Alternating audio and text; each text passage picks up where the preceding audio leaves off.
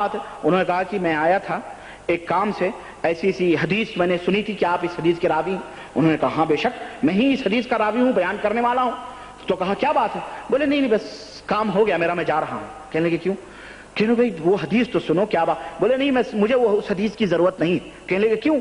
کہنے لگے امام بخاری رحمت اللہ علیہ سنو کہ جب تم ایک اونٹ کو دھوکہ دے سکتے ہو تو امت محمدیہ کو دھوکہ دینے میں تمہیں کتنا ٹائم لگے گا؟ ارے اونٹ سے یہ تقویٰ تھا، یہ بخاری یوں لکھی گئی ہے، بخاری کے اندر وہ حدیثیں رکھی گئی ہیں جو بالکل ٹھوس اور پختہ ہیں، سمجھ رہے ہیں؟ وہ انہوں نے کہا ہمیں آپ کی روایت کی ضرورت نہیں ہے۔ جو راوی اپنی زندگی میں عملی طور پر اس طرح فیل ہو کے ایک جانور کو دھوکہ دے کے بلائے، وہ امت کو دھوکہ کیوں نہیں دے سکتا ہے؟ ہمیں آپ کے بیان کرنے کی حدیث کی ضرورت نہیں۔ اور کہاں یہ دیکھیں تو میرے تبلیغی بھائیوں، ایسے شیخ الحدیث پہ کہاں آپ اعتبار کر بیٹھے؟ ان کتابوں کے اوپر اللہ کے لیے قرآن و سنت کی طرف پلٹ کے آؤ، معصوم جو نبی کریم ہیں جن سے غلطی نہیں ہو ان کی طرف پلٹ کے آؤ۔ تیسری چیز کیا ہے؟ اس واقعے سے قرآن کریم سے ڈائریکٹ ٹکراؤ ہے۔ یہ واقعہ ڈائریکٹلی طور پر قرآن کریم سے ٹکرا رہا ہے۔ اللہ تعالیٰ کچھ اور بیان فرما رہا ہے اور اس حدیث کا گڑھنے والا مکار اور وہ کچھ اور بیان کر رہا ہے۔ آپ کہو گے جناب علی وہ کیسے؟ قرآن کریم اٹھاؤ، سورہ بقرہ کے اندر اللہ تعالیٰ نے کیا فرمایا کہ جب حضرت آدم کو ہم نے جنت سے باہر نکال دیا تو جب وہ جنت میں باہر نکل آئے تو اللہ تعالیٰ نے کہا فَتَلَقَّى آدَمُ مِن رَبِّهِ كَلِمَاتٍ فَتَابَ عَلَيْهِ۔ تو جب آدم زمین میں آئے تو فَتَلَقَّى آدَمُ مِن رَبِّهِ، تو سیکھ لیا، پا گئے آدم اپنے رب سے کلمات، چند کلمات۔ آدم علیہ السلام نے چند کلمات سیکھ لیے اللہ تعالیٰ سے، اور ان کلمات کے ذریعے سے اللہ سے توبہ کی، فتاب علیہ، تو اللہ نے ان کی توبہ کو قبول فرما لیا۔ اب سوال یہ پیدا ہوتا ہے وہ کلمات کیا تھے؟ آؤ سب قرآن میں موجود ہے پیارے، لیکن قرآن کھول کے پڑھو تو صحیح، قرآن کو سمجھ کے پڑھو تو صحیح۔ تمہارے ذہنوں میں تو وہ شرک اور بدعات کی وہ آلودگیاں بیٹھی ہوئی ہیں، شیطان نے وہ کھڑکیاں بند کی ہیں جو قرآن کی طرف جاتی ہیں۔ تو پھر کہاں سے تمہیں قرآن سمجھ میں آئے؟ اور اس کے اوپر چاہے اپنے آپ کو قطب الارشاد کو، چاہے غوث اعظم کو ہو، چاہے قطب العالم کو، ہمیں اس سے کیا لینا ہے؟ ہم ان لقبوں سے دھوکہ نہیں کھاتے ہیں۔ اللہ تعالیٰ نے قرآن کریم میں ان الفاظ کو جو اپنے نبی حضرت آدم کو اللہ تعالیٰ نے سکھلائے تھے، وہ الفاظ سورہ اللہ تعالیٰ نے نوٹ کیے ہیں۔ چنانچہ اللہ تعالیٰ نے فرمایا کہ ربنا، آدم نے کیا کہا؟ ربنا ظلمنا انفسنا وَإِن لَّمْ تَغْفِرْ لَنَا وَتَرْحَمْنَا لَنَكُونَنَّ مِنَ الْخَاسِرِينَ۔ اے ہمارے رب ہم نے اپنے نفسوں پر ظلم کیا، اور اگر تو ہمیں معاف نہیں کرے گا اور ہمارے اوپر رحم نہیں کرے گا، لَنَكُونَنَّ مِنَ الْخَاسِرِينَ، تو اے ہمارے پروردگار ہم گھاٹا اٹھانے والوں میں سے ہو جائیں گے۔ یہ کلمات تھے جو حضرت آدم علیہ السلام نے اپنی زبان سے کہے تھے، تو اللہ تعالیٰ نے ان کی توبہ کو قبول کیا۔ یہ قرآن کہہ رہا ہے۔ اور حضرت جی کیا کہہ رہے ہیں؟ شیخ الحدیث کیا کہہ رہے ہیں کہ آدم علیہ السلام نے عرش کے پائے پہ دیکھا محمد الرسول اللہ لکھا ہوا تھا، اس کے وسیلے سے مانگا۔ نعوذ باللہ، یہ قرآن سے ٹکرانے والی بات ہے کہ نہیں ہے؟ ایک شیخ الحدیث کو یہ زیب دیتا ہے ایسی جھوٹی باتیں لکھنے کے لیے۔ تیسری چیز یہ ہے کہ جب حضرت آدم پیدا ہوئے تھے تو انہیں تو کچھ علم ہی نہیں تھا، انہیں کچھ علم ہی نہیں تھا، وہ تو بیچارے کچھ جانتے بھی نہیں تھے۔ یہاں تک کہ فرشتوں کا معاملہ آیا، فرشتوں کے سامنے حضرت آدم کو پیش کیا گیا تو فرشتوں سے کہا گیا، اللہ تعالیٰ نے کیا کہا فرشتوں سے؟ فرشتوں سے کہا کہ اگر تم نے ہمیں منع کیا تھا ایسا ایسا کرنے سے، اور میں نے کہا تھا میں جانتا ہوں تم نہیں جانتے ہو، تو تم ذرا دنیا ان ناموں کو گناؤ۔ تو فرشتوں نے کہا اللہ جتنا تو نے ہمیں علم دیا ہے ہم اتنی حد تک جانتے ہیں، اس سے زیادہ نہیں جانتے ہیں، تو ہی جاننے والا ہے۔ تو اللہ تعالیٰ نے کیا فرمایا کہ وَعَلَّمَ آدم الْأَسْمَاءَ كُلَّهَا، اللہ تعالیٰ نے آدم کو پورے نام سکھلائے۔ تب حضرت آدم علیہ السلام کو علم ہوا یہ اس چیز کا نام، یہ اس چیز کا نام، یہ اس چیز کا نام، یہ چیزیں۔ اس وقت حضرت آدم کو علم ہوا جب فرشتوں کے سامنے پیش ہوئے اور اللہ نے انہیں سکھایا۔ اور واقعے میں کیا لکھا ہوا ہے؟ واقعے میں لکھا ہوا ہے کہ آدم کہہ رہے ہیں، آدم علیہ السلام، کہ اے اللہ جب آپ نے مجھے پیدا کیا تھا تو میں نے عرش پر لکھا ہوا دیکھا تھا۔ سوال یہ پیدا، اس وقت تو علم ہی نہیں تھا، آدم کو تو اس وقت پتا بھی نہیں تھا کون محمد ہے، لا الہ الا اللہ کیا ہے، محمد الرسول اللہ کیا ہے۔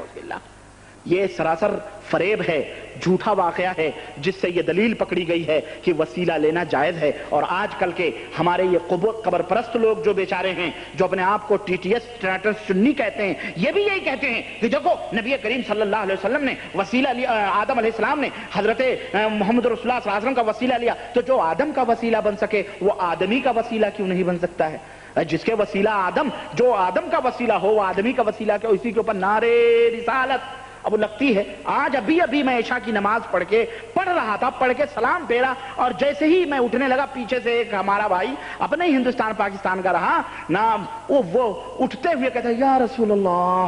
میں نے کہا لو، پوری نماز اس نے نالائق نے ملیا میٹ کر دی۔ ابھی کہتا ہے ایاک نعبد و ایاک نستعین، اے ہمارے رب ہم تجھی سے مدد چاہتے ہیں اور تجھے ہی پکارتے ہیں، اور دیکھو ابھی سلام پھیرا اور شیطان نے اس سے کہلوایا یا رسول اللہ۔ ہے کہ نہیں ہے؟ یہ شرک ہے سراسر۔ کیا کہہ سکتے ہیں؟ یہ عقیدے بیان کیے جا رہے ہیں۔ اب بتائیں یہ عقیدہ قرآن کے خلاف ہے کہ نہیں ہے؟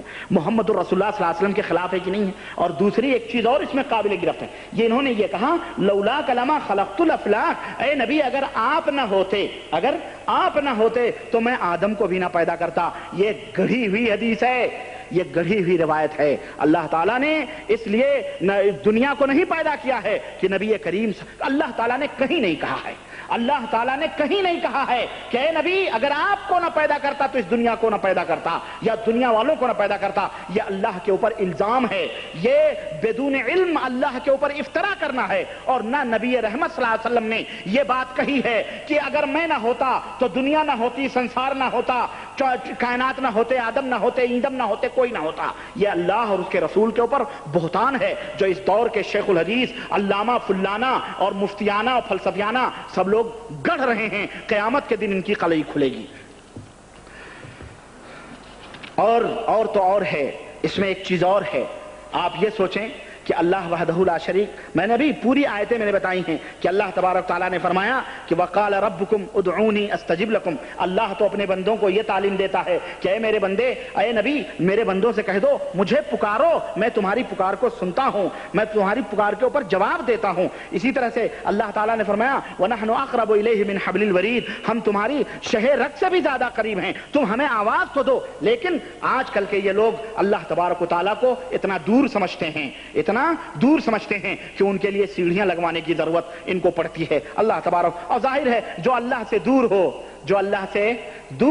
وہ اللہ کی جنت سے بھی دور ہوتا ہے۔ جو یہ عقیدہ رکھے وہ بھی دور ہے، اللہ سے دور ہے، اللہ کی جنت سے دور ہے۔ لیکن ہم یہ سوچتے ہیں ہم اللہ سے قریب ہیں۔ الحمدللہ اللہ ہم سے قریب ہے، ہماری آوازوں کو سنتا ہے، عرش پہ بیٹھ کے اللہ ہماری ساری صدائیں سنتا ہے، ہمارے دل کی دھڑکنوں کو بھی جانتا ہے۔ اس لیے ہمیں اللہ تک پہنچنے کے لیے کسی سیڑھیوں کی ضرورت نہیں پڑتی، لیکن جو اللہ کے پھٹکارے ہوئے دھتکارے ہوئے اللہ کے دروازوں سے دور ہیں، اللہ کے پھٹکارے ہوئے لوگ ہیں، وہ سیڑھی لگائیں، تم لگاؤ، ہمیں نہیں ضرورت ہے لگانے کی۔ ہمیں اللہ نے بتلایا مجھے پکارو، ہم تمہاری پکار کو سنتے ہیں۔ اسی طرح سے ان بدعتیانہ ذہنیتوں نے نبیوں کو بھی نہیں چھوڑا، نعوذ باللہ۔ جس گند میں خود ملوث ہیں نبیوں کو بھی اسی گند میں گھسیٹنے کی کوشش کی کہ نہیں کی؟ یعنی حضرت آدم کے اوپر بھی نعوذ باللہ الزام لگا دیا کہ وہ بھی وسیلہ لے رہے ہیں۔ ارے یار ابھی تو آدم علیہ السلام اور اللہ کے درمیان میں کوئی تیسرا تھا بھی نہیں سوائے فرشتوں کے۔ اس وقت سوچے وہاں بھی پنچ لگا دی حضرت آدم کو۔ اللہ اکبر، یہ کتنا بڑا الزام ہے نبیوں کے اوپر۔ اور آئے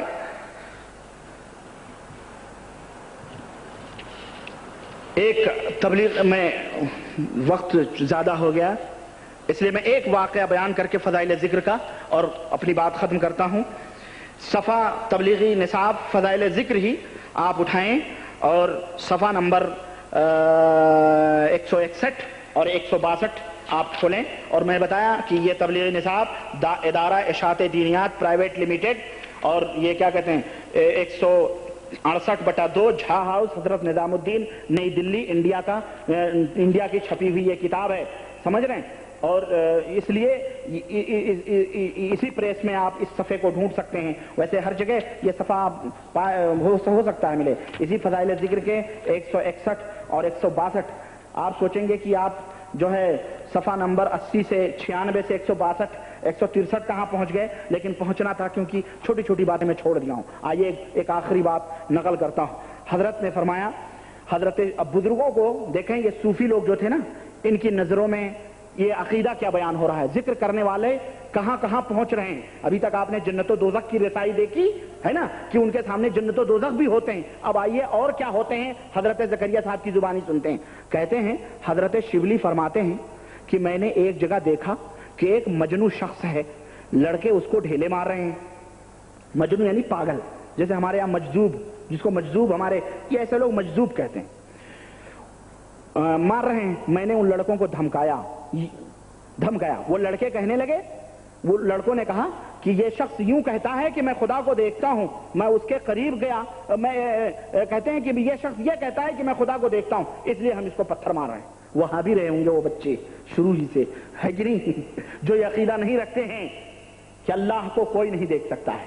اللہ کے نبی صلی اللہ علیہ وسلم سے صحیح بخاری صحیح مسلم کی روایت میں پوچھا گیا کہ اللہ کے نبی کیا آپ نے اللہ کو دیکھا؟ تو اللہ کے نبی نے فرمایا نور ان یرا، وہ تو ایک نور ہے، وہ کہاں سے دکھائی دے گا، جس کو انبیاء نہ دیکھ سکے۔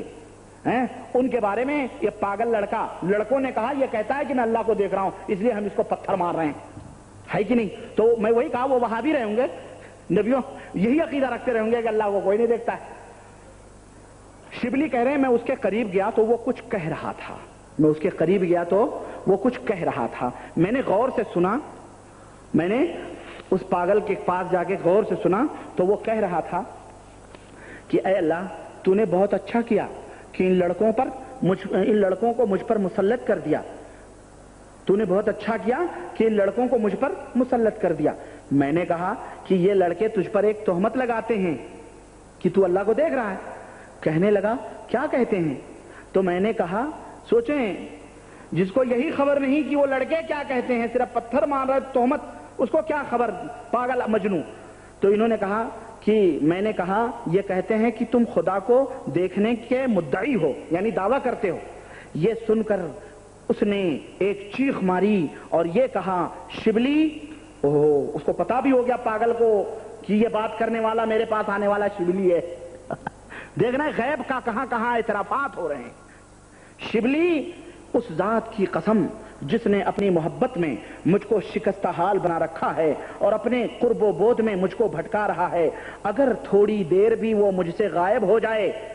بریکٹ میں حضرت زکریا صاحب اور تشریح کر رہے ہیں، پنچ پہ پنچ مار رہے ہیں اور وضاحت کر رہے ہیں تبلیغی جماعت والوں کے لیے۔ کیا بریکٹ میں لکھ رہے ہیں؟ یعنی حضوری حاصل نہ رہے، حضوری حاصل نہ رہے تو میں درد فراق سے ٹکڑے ٹکڑے ہو جاؤں۔ یہ کہہ کر وہ مجھ سے منہ موڑ کر یہ شعر پڑھتا ہوا چلا گیا، بھاگ گیا کہ خیالک فی عینی وذکرک فی فمی ومثواک فی قلبی فأین تغیب، تیری صورت میری نگاہ میں جمی رہتی ہے، تیرا ذکر میری زبان پہ ہر وقت رہتا، تیرا ٹھکانہ میرا دل ہے، بس تو کہاں غائب ہو سکتا ہے۔ اللہ اکبر، اللہ اس پاگل کے دل میں ٹھکانہ بنائے ہوا تھا۔ حضرت زکریا صاحب یہ عقیدہ بیان کر رہے ہیں کہ تبلیغی جماعت کے لوگوں حقہ ہو مارو، تمہارا بھی ایک شان آئے گا، یہی آئے گا کہ تم بھی اسی طرح مجنو پاگل اللہ کے فراق میں ہو جاؤ گے اور تمہیں بھی ہر جگہ اللہ نظر آئے گا، نعوذ باللہ۔ اور اس طرح کے دعوے میں نے پیچھے بتلائے ہیں کہ سہارنپور کے ایک شاہ عبد الرحیم صاحب تھے، وہ ان کے بارے میں زکریا صاحب نے لکھا ہے فضائل نماز کے اندر، فضائل نماز ہی کے اندر لکھا ہے کہ وہ ہفتوں پیشاب پیخانہ نہیں جاتے تھے، انہیں اللہ نمار ہی نظر آتے تھے، نعوذ باللہ۔ صحابہ کرام کو یہ درد، یہ فراق نہ ملے۔ حضرت ابو بکر تو میدان جہاد میں جائیں، عمر، فاروق اعظم، خالد، طلحہ، زبیر میدان جنگ میں جا کے اپنے بازو کٹائیں، اپنے سینوں پہ گولیاں کھائیں، انہیں اللہ ہر جگہ نظر نہ آئے۔ ان مجنو کو، پاگلوں کو اللہ نظر آتا ہے ہر جگہ سے، نعوذ باللہ۔ اور اللہ ان کے دل میں، اللہ کہہ رہا ہے کہ الرحمن علی العرش استوى، اللہ عرش کے اوپر بیٹھا ہوا ہے، اس کی مسند عرش ہے، اور یہ کہہ رہے ہیں اللہ ہمارے دل میں بیٹھا ہوا، نعوذ باللہ۔ ان کے ان پیخانے اور پیشاب کے پوتڑوں میں اللہ نعوذ باللہ گھسا ہے، ان کے ناپاک جگہوں میں۔ کیا ہے یہ؟ کیا عقیدہ بتایا جا رہا ہے؟ یہ ہمیں بتایا جائے۔ اور سنیں ایک اور واقعہ دیکھیں حضرت جنید بغدادی کا، اور میں بتاؤں ایسے لوگوں کو کلمہ لا الہ الا اللہ پڑھنے کی بھی توفیق نہیں دیتا اللہ تعالیٰ۔ سنیں واقعہ، سنیں، خود بیان کیا ہے۔ لکھتے ہیں حضرت جنید بغدادی رحمت اللہ علیہ کا جب انتقال ہونے لگا تو کسی نے کہا لا الہ الا اللہ پڑھ لو، لا الہ الا اللہ پڑھ لو، تلقین کیا؟ فرمانے لگے کسی وقت بھی اس کو نہیں بھولاؤں جو تم مجھے اب یاد دلا رہے ہو، پڑھنے کی کیا ضرورت، میں تو اس کو بھولے ہی نہیں۔ اعوذ باللہ۔ کہہ رہے ہیں حضرت ممشاد دینوری رحمت اللہ علیہ مشہور بزرگ ہیں، جس وقت ان کا انتقال ہونے لگا تو کسی پاس بیٹھنے والے نے دعا کی کہ اللہ تعالیٰ آپ کو جنت کی فلاں فلاں دولت عطا فرمائے۔ مرنے والے کے پاس ہر ایک دعا کرتا ہے بھائی، ہے نہیں، جنت کی دولت عطا فرمائے، تو وہ ہنس پڑے، حضرت ممشاد دینوری ہنس پڑے، کہنے لگے کہ